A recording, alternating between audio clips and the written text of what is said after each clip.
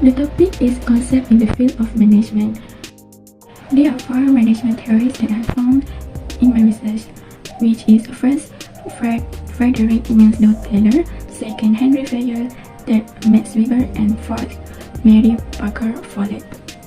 First, I will introduce 4 of them. First, name Frederick Winslow Taylor, or we can call F.W. Taylor, known as the father of scientific management theory, focusing on trying to make one work as hard as possible. Publication: The Principle of Scientific Management.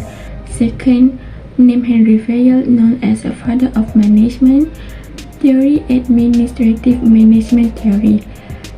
The third, Max Weber, known as German sociologist theory, bureaucracy theory. Publication: The Protestant Ethic and the Spirit of Capitalism. And lastly, name Mary Parker Follett, known as Mother of Modern Administration Theory, Modern Management Theory. Publication: published book about community democracy and government, the new state. Principal theory of Frederick Winslow Taylor, F.W. Taylor. First, work specialization. Employees are invited into their tasks according to their skills, and in this way, employees can train themselves in specific area. Secondly, careful planning and scheduling. It is necessary to make sure the use of resources at the designated time. Thirdly, the selection and requirement of meticulous staff. This must be done carefully to ensure the employees who are hired can carry out their duties as required. Fourth, wage incentives. This is established for the purpose of paying wage according to the work they are done. Fifth, determination of movement. Advantage and disadvantage of this theory. Advantage: the development of scientific knowledge for every element of human work can replace all methods. Second, job selection and providing training to employees instead of them work on themselves and training themselves. Third, the spirit of cooperation between workers and management to ensure that work can be carried out according to the scientific procedures. Disadvantages: for Drucker, although Taylor's theory produces high productivities, they also produce tired workers. This is because the presentation and repetitive tasks through the day will cause employees experience boredom and dissatisfaction. Second, lack of human factors. Third, only aiming at management to achieve goals instead of the atmosphere at the work and making employees as slaves because of work and salary according to the success in doing their work. Next, management function of theory, Henry Fayol. First, planning. Second, organization. Third, commanding. Fourth, coordinating. And fifth, controlling. Planning. It is about covering activities related to the project that will be taken in the future and determine the direction of the organization that can grow and achieve its goals. Second, organization. This is related to the formation, authority structures, responsibilities, and tasks. Third, commanding. These activities is related to the function of subordinate staff, aspect of communication, management behavior, giving rewards and punishment. Fourth, coordinating. The coordinating function is related to the activity by combining parts to create cooperation, to make the organization achieve goals. And lastly, controlling. This is about covers the evaluation of the achievement the department and the organization as a whole. There are advantages and disadvantages of this theory. Advantages. The advantage of Henry Fayer's theory of management and administration is that the objective that they have determined will definitely be achieved because of the principle of coordinating of command and coordination of management of a leader who give an instruction. This theory also can create a sense of belonging among organizational members. The payment or incentive can encourage and motivate the workers, given to employees to further motivated employees. The disadvantages. If a person only practice on management function based on experience, this will make them hard to solve the problem. This theory also focuses more on authority than democracy. And the last one, the manager has the right to give the instructions and as an authority to attract someone to obey on their instructions. Furthermore, types of authority by Max Weber.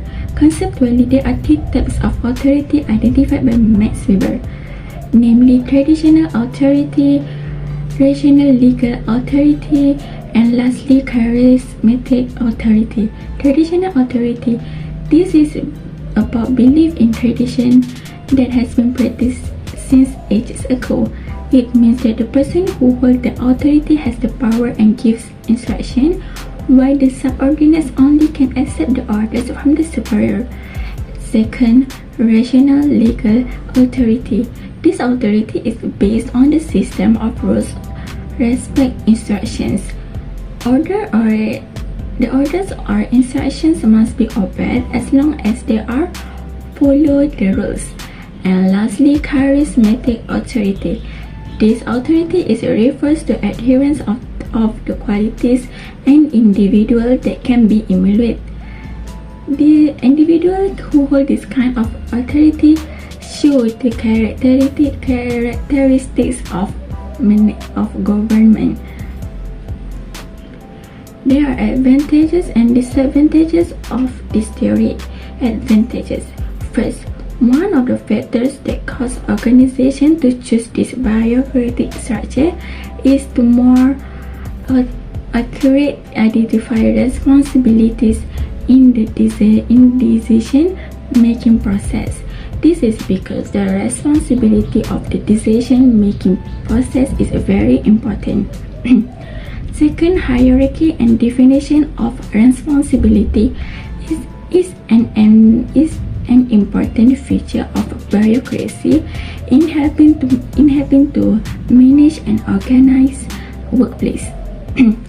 Thirdly, employees are clear and know that the work and tasks they should do without having to rely on instruction from another party or superior.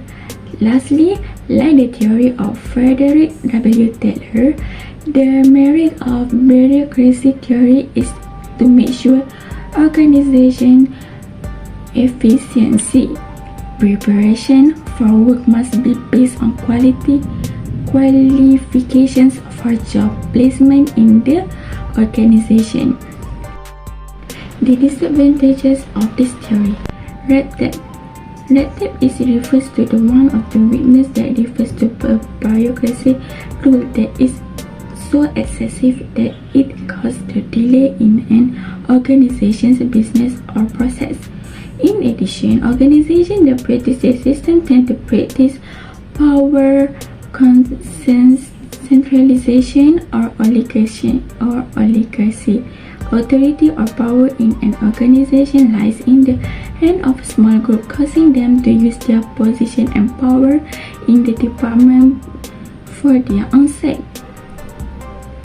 Thirdly, the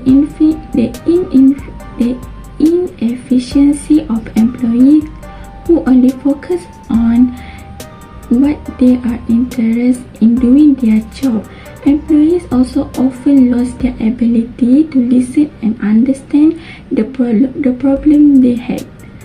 Lastly, the less consideration of the human factor.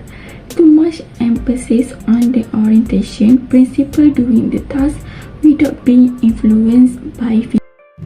Lastly, basic principle by Mary Parker Follett. First, coordinating different organizational levels through direct contact. The responsible person should contact all members of the organization regardless of their position. Second, all members of the organization in the planning process.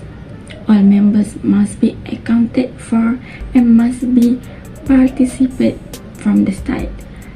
Thirdly, this coordination must be done by a reciprocal relationship considering the level of the organization.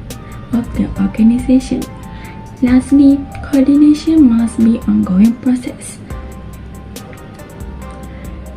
Advantages and disadvantages of this theory. Advantages. First, voluntary surrender of one of the parties, the arrival of an agreement between both parties. Lastly, unification of objectives and interests of both groups. Disadvantages. According to the critics, the word to define management is not good because it is not accurate to say the management is only an art. Management also involves researching. Second, the accumulating of knowledge by referring to it as science. Thirdly, this definition does not directly discuss of the function and or role lastly played by a manager. Conclusion. Theory from Frederick Winslow Taylor. Overall, it shows that this theory is optimizing and simplifying work that increase productivity. Henry Fayette theory.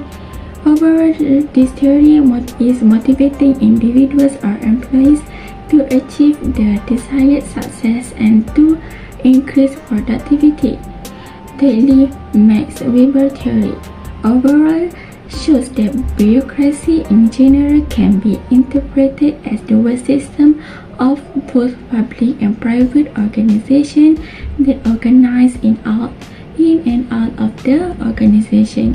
Lastly, Mary Parker Follett theory. It is clear that this theory suggests that employees should interact with each other as the basic for a healthy work environment. Thank you, and that's all from me.